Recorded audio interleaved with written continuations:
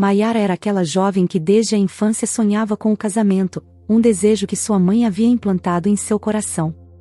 Sua mãe costumava afirmar que o matrimônio e a maternidade eram as chaves para a felicidade feminina, embora ela mesma tivesse vivido em uma família infeliz, marcada por brigas constantes. Mesmo assim, Maiara acreditava firmemente nessas palavras, especialmente após o falecimento de sua mãe. A convivência com sua madrasta, Mona Lisa, tornou-se insuportável quando seu pai se casou novamente. Maiara ansiava por se casar o mais rápido possível, buscando escapar da crueldade de sua madrasta e construir uma nova vida feliz. Durante seus anos na faculdade de medicina, Maiara conheceu John. Ele era o centro das atenções, alto, com olhos castanhos e um talento para tocar violão. Inicialmente, John não havia prestado atenção em Maiara, que se destacava pela sua modéstia em comparação com suas colegas. No entanto, no último ano de estudos, John finalmente notou o charme da garota quieta que seus amigos apelidaram de Rata Cinza. John era um viajante, e após se formar, regressou à sua cidade natal. Ele não seguiu sua carreira médica, desafiando os sonhos de seus pais, optando por um emprego na construção civil, onde o salário era maior e as responsabilidades menores. Maiara e John começaram um relacionamento à distância, com Maiara visitando John todos os fins de semana, conhecendo sua família e esperando ansiosamente um pedido de casamento. No entanto, John não tinha pressa em pedi-la em casamento, mas seus pais gostavam de Maiara e o pressionavam a tomar uma decisão responsável. Eventualmente, eles se casaram, tornando o sonho de Maiara realidade. Ela não precisava mais suportar a atitude rude da madrasta e a indiferença do pai, agora que tinha sua própria família e um aconchegante apartamento alugado. Maiara estava feliz em cuidar de John, criar um lar acolhedor e preparar refeições deliciosas. No entanto, ela não percebeu a atitude indiferente e distante de John até engravidar. Parecia que ele não ficou feliz com a notícia da chegada do próximo membro da família e começou a criticar constantemente a gestão financeira de Maiara, criando conflitos. Quando a filha, Amy, nasceu, a situação piorou rapidamente.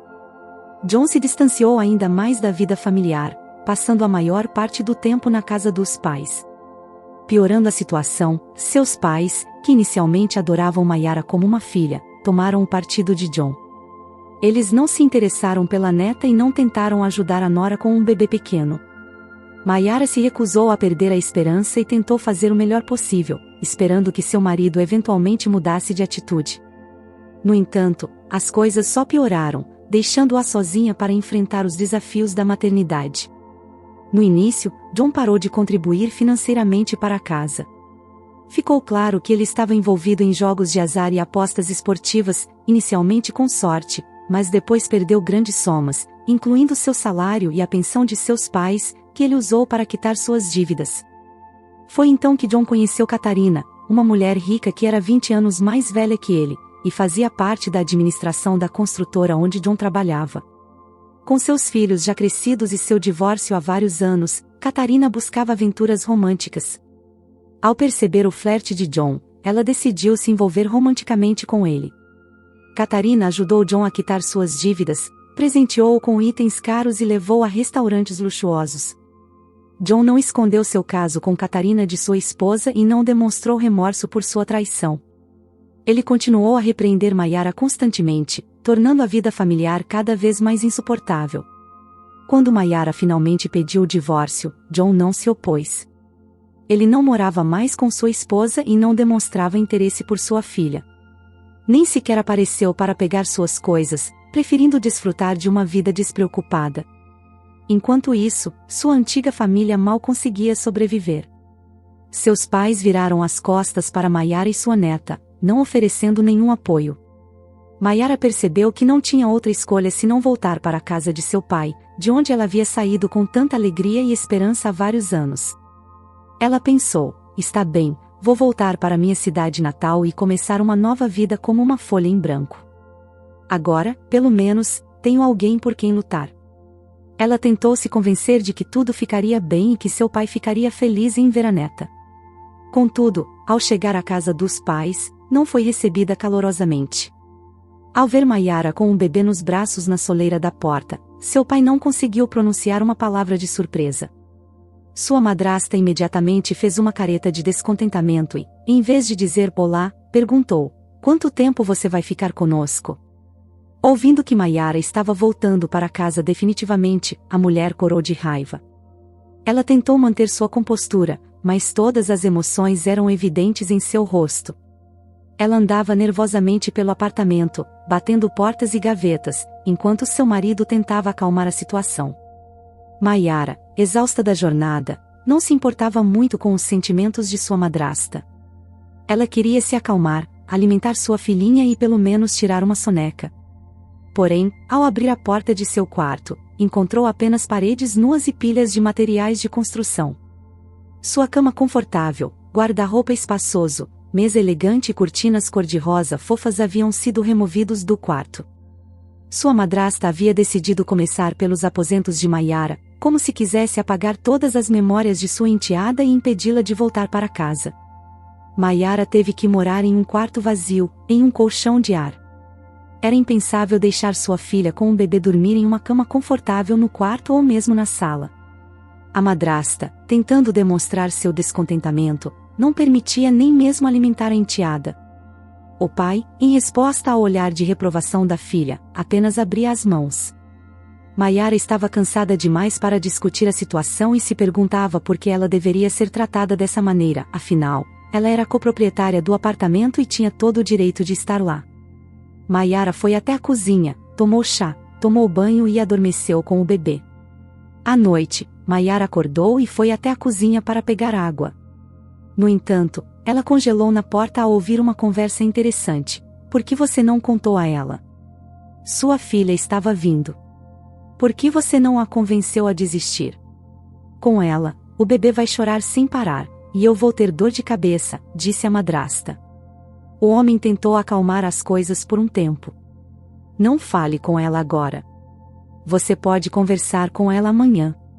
Afinal, já começamos os reparos", ele disse. A mulher, batendo o punho na mesa, respondeu: "Não vou esperar. Vou falar com ela agora." Maiara, ouvindo a discussão, voltou para seu quarto, tentando passar despercebida. Seu cansaço havia desaparecido, e ela não conseguia mais dormir. Maiara pensou em como seu pai se comportaria, e no fundo ela esperava que ele a defendesse e não deixasse sua filha e neta irem embora. No entanto, ela percebeu que esse homem de vontade fraca não ousaria contrariar sua esposa autoritária. Na manhã seguinte, houve uma batida tímida na porta. Seu pai entrou no quarto sem desejar um bom dia à filha, e sem perguntar como ela havia dormido. Ele começou a murmurar algo inarticuladamente.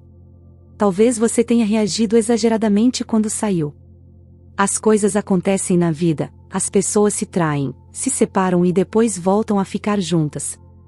É melhor você voltar também. Você não pode deixar um filho sem pai." O homem parecia querer dizer algo mais, mas não conseguiu, porque sua esposa entrou no quarto. Ela aparentemente tinha ouvido a conversa entre pai e filha do lado de fora da porta. Percebendo que seu marido não era de grande ajuda, ela decidiu esclarecer as coisas. "Não ouço uma palavra sua há anos. Você nunca se preocupou com seu pai e comigo. E agora você aparece e perturba nossa paz. Não, você é adulta, pode viver sozinha. Temos nossas próprias regras, e não há lugar para você e sua filha aqui", disse a madrasta, claramente satisfeita com sua eloquência. Algumas horas antes, Maiara estava pronta para lutar desesperadamente por seu lugar no apartamento de seus pais, e até planejou o que diria a madrasta malvada. No entanto, agora, olhando para aquela mulher gananciosa e para seu pai que estava escondido atrás dela, todas as palavras desapareceram. A mulher de repente ficou tão enojada que não queria ficar sob o mesmo teto com aquelas pessoas nem por um momento. Sem dizer uma palavra, Maiara arrumou suas coisas e saiu. Lançou um olhar de reprovação ao pai, mas ele desviou os olhos vergonhosamente. Maiara não teria saído de seu apartamento se não tivesse outro lugar para ir, orgulhosa como era. Ela não era estúpida o suficiente para vagar pelas ruas com uma criança. Ela sabia que havia um lugar neste mundo onde seria definitivamente recebida de braços abertos e nunca apontariam para a porta. Algumas horas depois, a jovem estava em um trem elétrico que a levou para o povoado onde sua avó morava. Quando Maiara era pequena, sua mãe muitas vezes a levava para a casa de sua avó. A família vivia com dificuldades financeiras e não tinha condições de pagar viagens para resorts. Portanto, a menina passava o verão e as férias no povoado. A senhora Veiga visitava a cidade, porém, não o fazia com frequência, já que não nutria simpatia pelo genro. Após o falecimento da filha, ela nunca mais entrou na residência dele, acreditando que ele fora o responsável pela doença fatal de sua filha. Durante os anos em que Maiara era estudante, estava imersa em seus próprios afazeres, o que lhe conferiu pouco tempo para visitar sua avó. Mantinha um contato esporádico por telefone, e embora a senhora Veiga continuasse a convidá-la, Maiara nunca se encontrou em situação desesperadora. Ela compreendeu que a única alternativa era se dirigir à sua parente idosa, a quem negligenciara devido ao seu egoísmo juvenil. Ao chegar à casa da avó, hesitou em cruzar o portão. No início, observou sua avó varrendo os caminhos de paralelepípedos do jardim e concluiu que ela não alterara nada nos poucos anos desde a última vez que se encontraram. Embora a avó estivesse prestes a completar 80 anos, a idosa mantinha uma energia notável e vigor, parecendo mais jovem do que a idade indicava. O choro de uma criança interrompeu os pensamentos de Maiara. O barulho inesperado chamou a atenção da idosa para o portão. "Oh, quem está chorando?" ela exclamou, protegendo os olhos do sol e piscando para enxergar melhor. A senhora Veiga reconheceu Maiara e se apressou em abraçá-la. Logo a conduziu para o interior da casa, avistando a neta com a criança nos braços e uma mala. A mulher que testemunhara tanto em sua longa vida compreendeu tudo sem necessidade de maiores explicações. A senhora idosa sentiu uma mistura de emoções por receber visitas tão queridas, mas também lamentou pela neta, que tão jovem experimentara a traição do marido, tornando-se mãe solteira e sendo rejeitada pelo próprio pai. Contudo, a senhora Veiga se regozijava com a presença de Maiara, mesmo que sob circunstâncias tão tristes após o falecimento da sua filha. Ela mal vira a neta e estava preocupada que o pai ausente não fosse capaz de cuidar adequadamente da menina. Ao menos agora, Maiara estaria sob supervisão e cercada de cuidado. Além disso, a senhora Veiga se sentia extremamente solitária na vasta casa do povoado, e agora teria mais companhia com a neta e bisneta, além de auxílio nas tarefas domésticas. À medida que envelhecemos, tarefas como cuidar do jardim, da horta e até das aves, tornam-se cada vez mais desafiadoras, mas uma jovem robusta poderia facilmente lidar com isso. "A deixe prosseguir com os estudos", pensou a senhora Veiga. "Afinal, após a minha partida, tudo isso passará para ela." Na casa da avó, as inquietações de Maiara dissiparam-se e seu ânimo foi restaurado. Ela irradiava alegria e felicidade, como se todos os problemas dos últimos meses jamais tivessem ocorrido. O bebê também parecia prosperar com o ar fresco e o cuidado da bisavó. Dormia bem, estava alegre e ativa, ganhando peso rapidamente. Maiara se adaptou à vida rural e sua avó lhe ensinou a cultivar frutas e legumes, bem como a cuidar das tarefas cotidianas. Tudo corria bem, e logo Maiara e sua avó começaram a vender suas colheitas no mercado local. Maiara fez amizades entre os aldeões e deixou de se sentir tão isolada. A vida seguia seu curso, e parecia que essa felicidade se perpetuaria. No entanto, 5 anos depois, a tristeza chegou à casa delas. Um dia, a senhora Veiga contraiu uma pneumonia grave que desencadeou complicações cardíacas igualmente graves. Infelizmente, a mulher nunca se recuperou plenamente. Anteriormente animada e cheia de vitalidade, a aposentada agora raramente saía da cama, tornando-se cada vez mais frágil. Compreendendo que seus últimos dias se aproximavam, a senhora Veiga decidiu ter uma conversa séria com a neta. Recentemente, a idosa ia para a cama cedo e mal tinha forças para assistir à sua novela de televisão favorita. Entretanto, naquela noite, aguardou até que Maiara terminasse suas tarefas e colocasse M para dormir antes de chamá-la para seu quarto. Maiara percebeu imediatamente o que a avó desejava discutir e sentiu-se profundamente tocada. Num primeiro momento, sequer notou a linda caixa esculpida que a idosa segurava nas mãos. Com um tom solene, a senhora Veiga iniciou uma conversa que fez os olhos de Maiara marejarem de lágrimas. Primeiro, ela instruiu a neta sobre o futuro, a instando a não repetir os erros do passado. Em seguida, abordou o tema da herança. Descobriu-se que a senhora Veiga consultara um notário muito antes de adoecer, legando a casa e suas modestas economias para Mayara. No entanto, o tesouro mais precioso estava contido na caixa que a idosa entregou à neta com mãos trêmulas. Quando Mayara abriu a caixa e deparou-se com um antigo e deslumbrante anel de ouro em formato de flor, com um rubi magnífico no centro, a senhora Veiga explicou: minha bisavó recebeu esse anel como presente de seu esposo. Viveram uma vida longa e feliz juntos, e desde então, ele se tornou um talismã da nossa família, transmitido de geração em geração. O anel é passado pela linha feminina, trazendo prosperidade e felicidade a todos. Mayara, admirando a joia com surpresa e encanto, indagou: por que você não deu isso à minha mãe quando ela se casou? A senhora Veiga respondeu com sabedoria: porque ela escolheu o homem errado. Ela não teria sido capaz de conservar o anel do marido tolo, e ele certamente o teria vendido. Na manhã seguinte, a senhora Veiga faleceu, e sua partida deixou Mayara profundamente abalada. Apesar do apoio dos vizinhos e amigos, ela sentiu-se incrivelmente solitária. Para evitar o desespero numa casa vazia, Mayara decidiu buscar emprego. Com seu diploma em medicina, assumiu o posto de paramédica local, uma posição que havia ficado vaga há alguns meses quando o profissional anterior se mudou para a cidade. Atraídos por especialistas era algo praticamente impossível naquela aldeia, e os locais precisavam viajar para o centro distrital em busca de atendimento médico. Graças a Mayara, o consultório médico local voltou a operar, ainda que em horários limitados. No entanto, o salário de uma paramédica rural era modesto, e era desafiador manter-se financeiramente para ela e sua filha. Consequentemente, Mayara continuou a cuidar da horta da avó e a vender frutas, legumes e ovos no mercado local. A renda era modesta, mas suficiente para sustentar Mayara e sua filha. Um dia, enquanto estava a negócios na cidade, Mayara passou por uma oficina de joalheria. Ela sentiu curiosidade sobre o valor real do anel de sua avó, se era um tesouro valioso ou apenas uma peça decorativa. O joalheiro examinou cuidadosamente o anel e avaliou-o em uma quantia que surpreendeu Mayara. Se ela vendesse o anel, teria dinheiro mais do que suficiente para se mudar para a cidade e pagar a primeira parcela de uma hipoteca.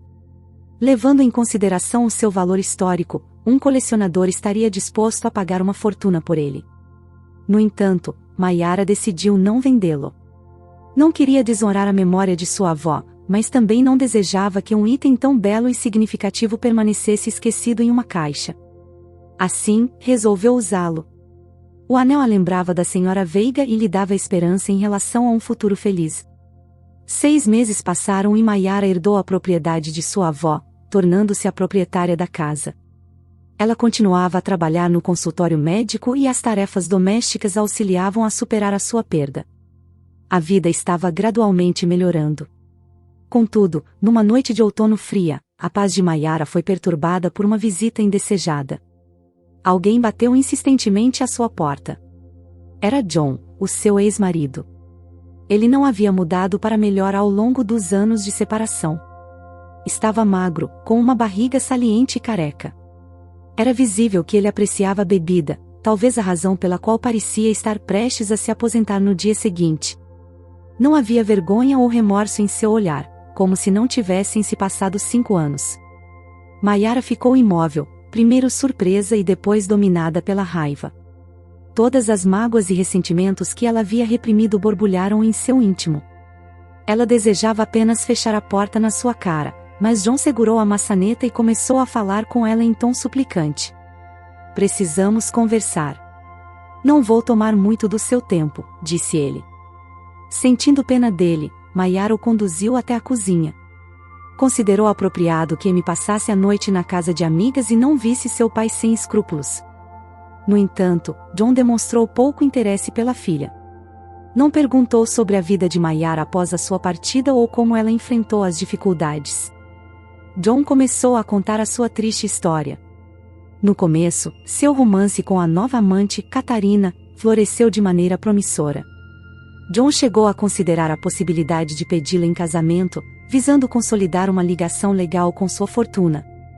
No entanto, Catarina tinha outros planos.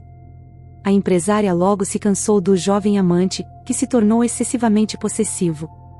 Ela percebeu que o exagerado romantismo de John não se originava de sentimentos profundos, mas sim da avidez. Além disso, ela tinha outro homem em vista, um empresário maduro e estável. Decidiu, então, encerrar o relacionamento. John, por sua vez, não estava disposto a aceitar que estava perdendo Catarina e passou a persegui-la literalmente. Em resposta, ela o demitiu e chegou a registrar queixa por assédio.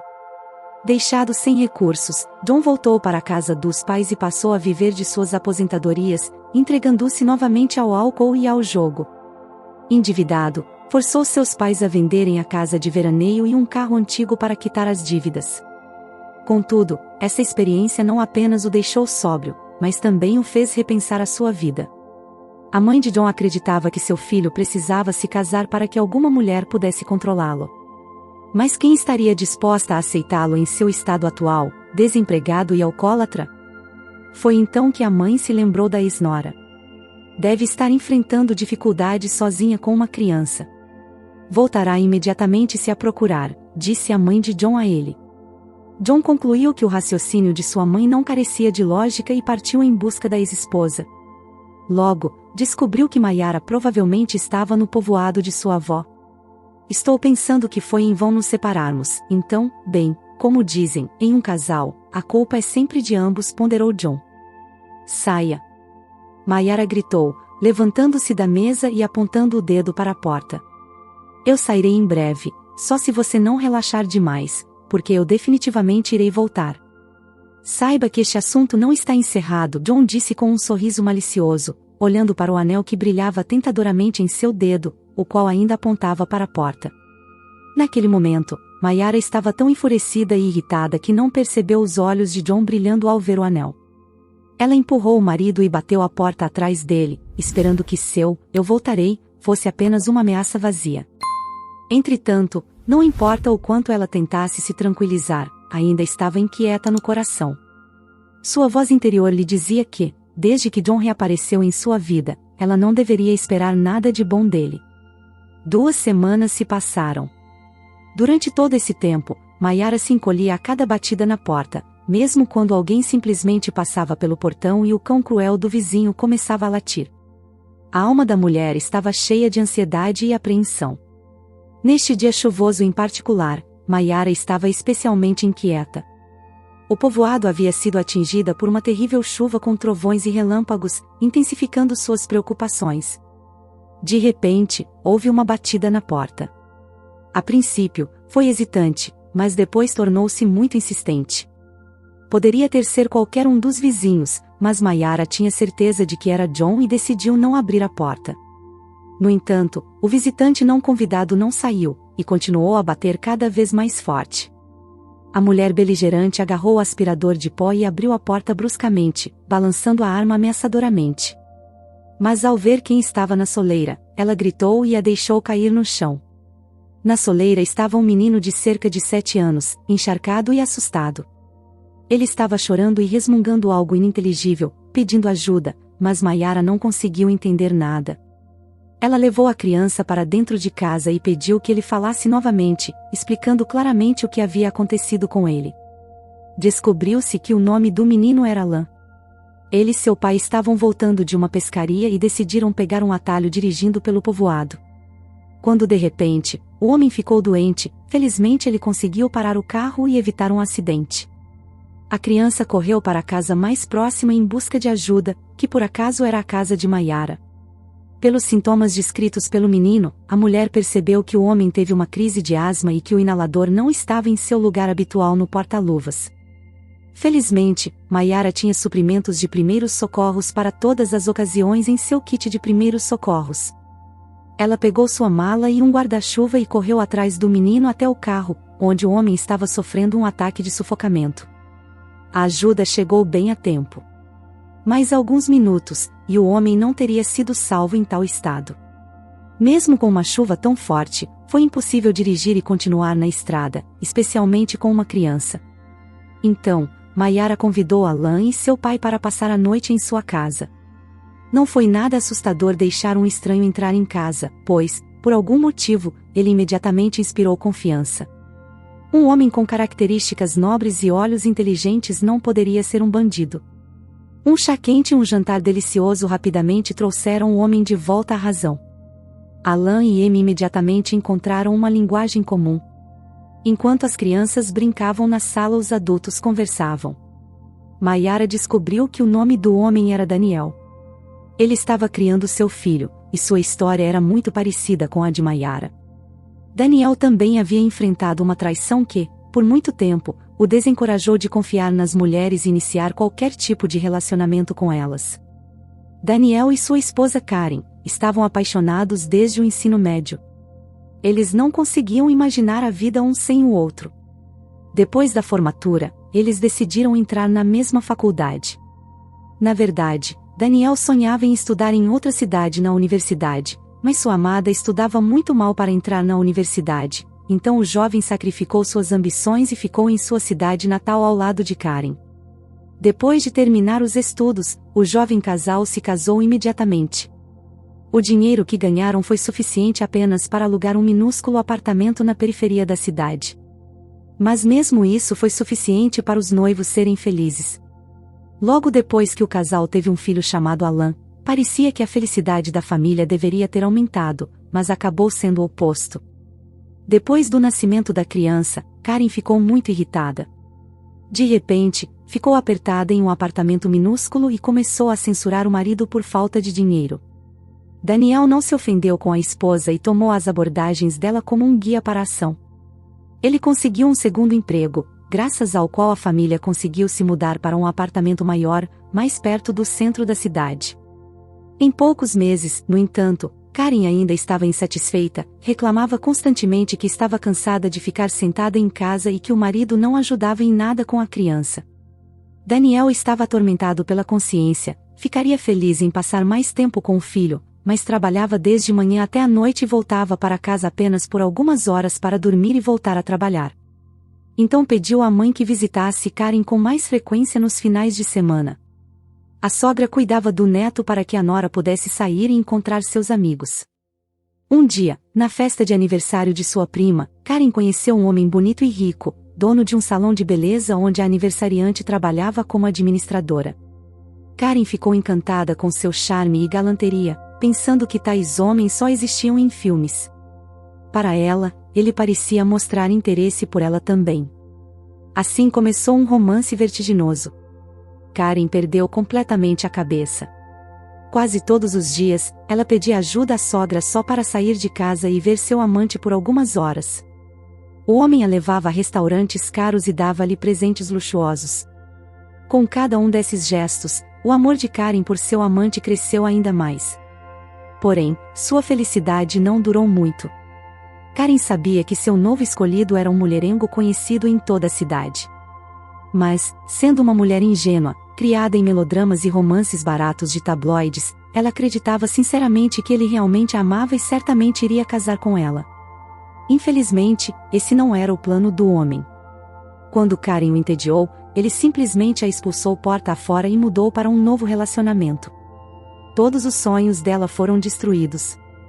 Há poucos dias, ela estava colocando um vestido de grife para jantar no melhor restaurante na cidade, e agora ela estava na rua com apenas uma mala e sem um centavo em seu nome.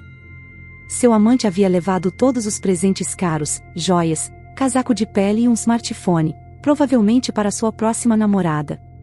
Karen não tinha nada para vender e não tinha onde morar. Pela primeira vez, ela pensou que era uma coisa boa ter um marido tão maravilhoso e amoroso e que ele provavelmente sentia falta dela e a perdoaria. Mas ninguém abriu a porta quando ela foi para seu antigo apartamento.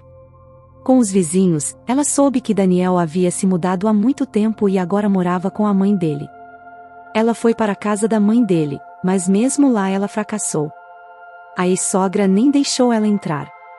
Karen esperou em um banco perto da entrada até tarde da noite, aguardando Daniel voltar do trabalho. Quando ela viu seu ex-marido, ela imediatamente deu um pulo e correu até ele com abraços. "Como você ousa aparecer aqui e me abraçar? Volte de onde você veio", Daniel exclamou, afastando Karen. "Por favor, me perdoe, cometi um grande erro, mas agora tudo será diferente e viveremos felizes para sempre. Você e Alan", Karen implorou emocionalmente. Se era por estresse ou se Karen realmente não entendia o que ela tinha feito, ela estava sinceramente confiante de que seu marido a perdoaria e tudo seria como antes. No entanto, Daniel não estava disposto a perdoá-la. Ele olhou para ela com um olhar de desdém, deixando claro que não haveria uma segunda chance. Ele rapidamente chegou à entrada e então se virou e disse: "Não se atreva a vir aqui novamente." Só então Karen percebeu a tragédia da situação. Ela havia perdido sua linda e rica vida com um amante, finalmente, perdeu sua família. Ela não tinha mais nada além de voltar para a casa de seus pais. No entanto, eles não estavam satisfeitos com ela e não podiam perdoá-la por sua desgraça. Embora não a tenham expulsado, também não mostraram muita hospitalidade no dia seguinte. A mãe de Karen a chamou para uma conversa séria. "Não pense que você pode se aproveitar de nós como fez com seu marido ingênuo. Não vai funcionar conosco, e você não vai receber nossa pensão. Encontre um emprego", disse a mãe de Karen. "Bem, o que vou fazer?" "Eu nunca trabalhei depois do casamento", respondeu Karen confusa. "Vou falar com minha vizinha. Talvez ela possa ajudá-la a encontrar um emprego como carteira ou mensageira." Os dias de trabalho se tornaram um teste difícil para Karen, que nunca havia trabalhado um dia em sua vida e não tinha planos de fazê-lo. O tamanho de seu salário foi um choque para Karen. "Como vou viver com esse dinheiro?", pensava ela. A cada dia, Karen se tornava mais ciente de que sua vida provavelmente não iria melhorar. A noção de passar o resto da vida no apartamento dos pais, subsistindo de salário em salário, a levou ao desespero. Ela recorreu ao álcool. Inicialmente, consumia apenas uma garrafa de cerveja após o expediente, mas depois migrou para bebidas mais fortes. O chefe de Karen começou a perceber que ela enfrentava um problema com o álcool e a dispensou para evitar problemas com os colegas. Isso devastou Karen, a levando a beber desenfreadamente. Seus pais tentaram auxiliá-la levando-a ao médico, mas sem êxito. Ela persistiu em beber e se envolveu com um vizinho também alcoólatra, que frequentemente a agredia. Um dia, ele a empurrou com tal violência que ela bateu a cabeça no canto do armário e morreu instantaneamente. Daniel, seu ex-marido, arcou com todas as despesas do funeral. Sentia-se parcialmente responsável por seu trágico fim.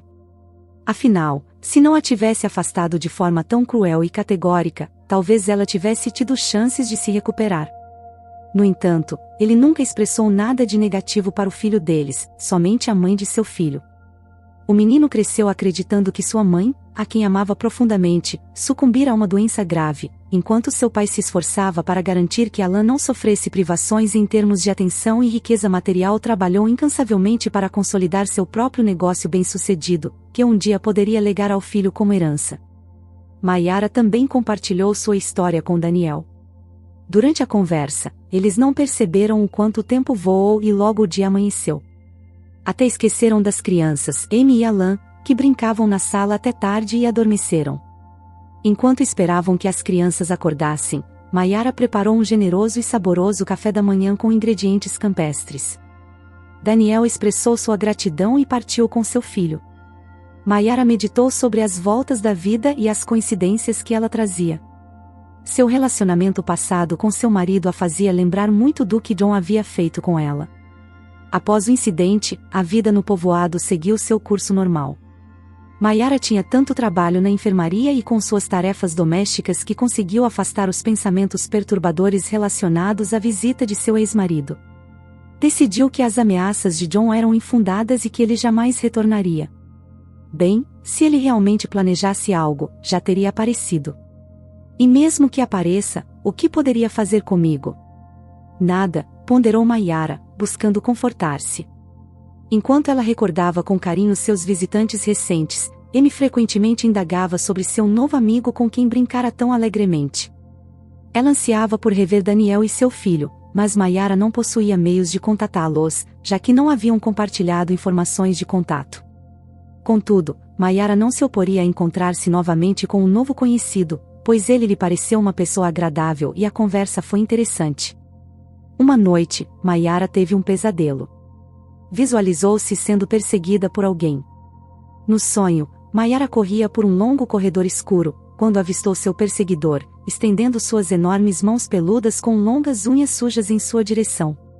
Finalmente, o homem ou criatura alcançou sua presa e agarrou sua mão, tentando arrancar o valioso anel de seu dedo, que não cedia. Maiara acordou apavorada. Ainda era noite, e a suave luz da lua cheia brilhava através da janela, criando uma atmosfera levemente sinistra que acentuou sua ansiedade após o pesadelo. Maiara virou-se na cama e tossiu, incapaz de voltar a dormir. Não era supersticiosa e não acreditava em sonhos ou presságios. Já havia tido pesadelos centenas de vezes, mas, de alguma forma, este em particular a abalou profundamente. Toda manhã, ao acordar, Maiara pegava o anel de ouro de sua avó que guardava na gaveta da mesa de cabeceira durante a noite. Entretanto, ao colocar a joia em seu dedo naquela manhã, repentinamente lembrou-se do pesadelo. Uma sensação estranha e desconfortável a fez remover o anel, pensando que usá-lo no povoado seria frívolo. No quarto, havia o grande baú de sua avó, trancado com uma chave e com um fundo falso onde a senhora Veiga escondia objetos preciosos como documentos, dinheiro, brincos de ouro que não usava desde a juventude e uma caixa com um anel. Maiara optou por devolver a herança de família ao seu local de origem, agradecendo a si mesma por não ter ignorado seu mau pressentimento. Ela conferiu o relógio e percebeu que era hora de acordar a filha e preparar o café da manhã. Enquanto Amy se ocupava na cozinha, o cão do vizinho latiu repentinamente alto. Maiara estava acostumada com esses sons, pois o cão reagia de maneira agressiva a quase qualquer ruído. Contudo, hoje o animal parecia fora do comum. Rosnou e puxou a corrente com tanta força, apontando para o canto mais afastado do jardim do vizinho. Provavelmente, o cachorro havia avistado um gato, pensou Maiara, mas ainda assim decidiu verificar o quintal para ter certeza. Rapidamente examinou os arredores e, por um instante, achou que ouviu um leve ruído na lateral do pátio. Mas ninguém foi encontrado lá. Maiara retornou ao trabalho e, aproximadamente 1 hora depois, ela e Amy partiram para a creche. Amy repentinamente recordou que tinha esquecido a tarefa de artesanato com bolotas em casa, que sua professora tinha pedido para fazer, e começou a chorar. Maiara e Amy tiveram que voltar, embora já tivessem percorrido 2/3 do caminho. Quando chegaram ao quintal, Maiara percebeu que a porta da casa estava aberta. Deixei-a aberta, pensou ela inicialmente. No entanto, ao se aproximar, percebeu que a fechadura estava quebrada, não apenas rachada, mas literalmente arrombada, como se alguém a tivesse cortado com um machado. Nesse momento, John saiu correndo de dentro da casa, sua expressão transbordando de raiva. "Onde está o anel?" ele gritou ao ver sua ex-mulher e filha paradas na frente da casa, apavoradas. Descobriu-se que o latido do cachorro do vizinho naquela manhã não fora em vão. O animal havia imediatamente percebido alguém se infiltrando no território do vizinho.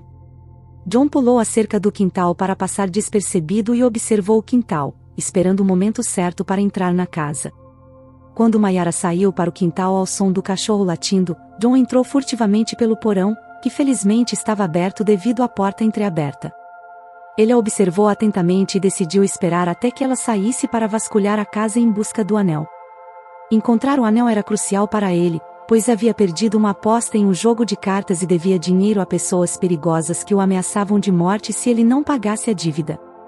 Seus pais não puderam ajudá-lo, já que haviam vendido tudo o que podiam, e o único ativo que restava era o apartamento. Ele implorou a seus pais que vendessem o apartamento no centro da cidade e comprassem algo menor. "Por que vocês precisam deste apartamento grande na velhice? Comprem um menor e sejam felizes. O apartamento é mais valioso para vocês do que o próprio filho", ele implorou. Mas seus pais finalmente perderam a paciência. Seu pai expulsou o filho rebelde de casa e ordenou que ele nunca mais voltasse. Ele até trocou as fechaduras para que John não pudesse mais entrar no apartamento e levar a máquina de lavar, a TV e as joias de âmbar de sua mãe, a única coisa valiosa que ainda poderia ser vendida por algum dinheiro que sobrara em sua última esperança. John de repente se lembrou do luxuoso anel de ouro com um rubi que ele tinha visto no dedo de sua ex-mulher. E agora, quando Maiara e Amy saíram para a creche, ele saiu correndo de seu esconderijo e começou a procurar freneticamente pelo anel. Após arrombar a fechadura da porta com um machado, ele invadiu a casa e vasculhou armários, debaixo de colchões, moveu móveis e procurou nas latas de cereais e farinha, na esperança de encontrar a joia. Mas, até o momento, sem sucesso. Ele não tinha ideia de onde Maiara havia escondido o anel. Até mesmo quebrou a fechadura do grande baú de madeira da maneira que ele sabia, com um golpe de machado, mas encontrou apenas os pertences antigos de sua avó, toalhas de mesa, cobertores e um álbum de fotos antigas. Ele estava muito perto de seu objetivo, mas felizmente não sabia disso. Com esses pensamentos, ele saiu correndo da casa. Sua última esperança era o sótão, para o qual planejava subir usando a longa escada na parede. Nesse momento, ele se deparou com Mayara e sua filha, que haviam retornado para buscar o artesanato que Amy havia esquecido. O ladrão ficou surpreso e inicialmente confuso. No entanto, percebendo que não tinha mais nada a perder, decidiu tomar medidas extremas. Ele agarrou Mayara e Amy de forma violenta e as arrastou para dentro da casa. A mulher tentou gritar e pedir ajuda, mas John parecia tão ameaçador naquele momento que ela ficou com a garganta apertada. Após conduzir as cativas para dentro de casa, o homem fechou a porta atrás de si e exigiu que sua ex-mulher entregasse o anel. Confesse. Onde escondeu o anel? Fale rápido, não teste minha paciência, disse John. Que anel? Eu não possuo nenhum anel, Mayara justificou-se, determinada a não ceder a valiosa herança ao ex-marido. Não finja que não vi no seu dedo da última vez. São apenas bijuterias da loja local. Eu perdi em algum lugar no jardim há muito tempo, a mulher mentiu, escolhendo suas palavras com cautela. Por que brinca comigo? Não sou tolo. Há ouro ali, provavelmente 10 gramas, um rubi, do tamanho do meu punho. Entregue, ou ambos estaremos em apuros, gritou John de repente. Mayara percebeu que ele não estava brincando. Ela foi para o quarto, retirou a caixa de joias de sua avó, que tinha grande valor sentimental, e a entregou ao ex-marido. Ela se sentiu magoada por abrir mão do presente precioso, mas a segurança de sua filha e sua própria vida eram mais importantes do que qualquer joia. Após receber o que queria, John correu em direção à saída. Contudo, no caminho para o portão, ele parou abruptamente. Uma vontade súbita de causar mais problemas para sua ex-esposa o dominou, alguém a quem ele culpava por todos os seus problemas. Ele retornou à casa, deixando Mayara chocada ao ver o caos que se desencadeou em sua casa aconchegante. Ela tentou avaliar a extensão dos danos. John a empurrou brutalmente para dentro de um quarto e trancou a porta por fora. Em seguida, agarrou Amy, que chorava, pelos braços e a arrastou em direção à saída. Na verdade, ele nem sabia para onde levaria sua filha, nem o que faria com ela, pois ele não a queria de verdade. O mais importante era que, embora Mayara e ele estivessem menos preocupados com os sentimentos e o destino de sua filha, enquanto Mayara batia na porta e ameaçava chamar a polícia, John percebeu de repente que ela não permaneceria lá para sempre. Ela daria um jeito. Os vizinhos viriam em seu socorro. Ela, claro, vai fazer uma denúncia, e eu vou enfrentar problemas, pensou o homem. Ele se deu conta de que não podia permitir que Mayara sobrevivesse e decidiu cumprir suas ameaças, mas não faria mal à pequena garota. Então, simplesmente a trancou no porão para evitar que a atrapalhasse ou chamasse a atenção dos vizinhos com seus gritos. John pegou uma lata de gasolina e começou a derramar o líquido inflamável pelas paredes da casa. Estava tão furioso e absorto no processo que nem ouviu um carro chegando ao quintal. Felizmente para Mayara e sua filha, Daniel e seu filho vieram visitá-las para expressar sua gratidão pelo resgate anterior. Ao testemunhar aquela cena terrível, Daniel desarmou John com a primeira madeira que encontrou.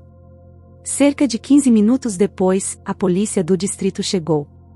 O intruso foi detido, e o valioso anel foi devolvido à sua legítima proprietária. John foi enviado para a prisão por roubo e tentativa de homicídio de sua ex-esposa. Mayara nunca mais ouviu ou ouviu falar dele, e não estava nem um pouco interessada nisso. Agora, ela tinha uma nova vida que não tinha lugar para o fantasma do passado. Mayara e Daniel iniciaram um romance, e Amy e Alan ficaram emocionados porque seus pais estavam juntos e iriam se casar, formando uma grande família. No casamento, Mayara usou a aliança de sua avó e nunca mais a retirou. Agora, ela tinha certeza de que a relíquia de família lhe trouxera a tão esperada felicidade. Se você gostou dessa história, deixe seu like e inscreva-se no canal. Tenha um ótimo dia e até o próximo vídeo.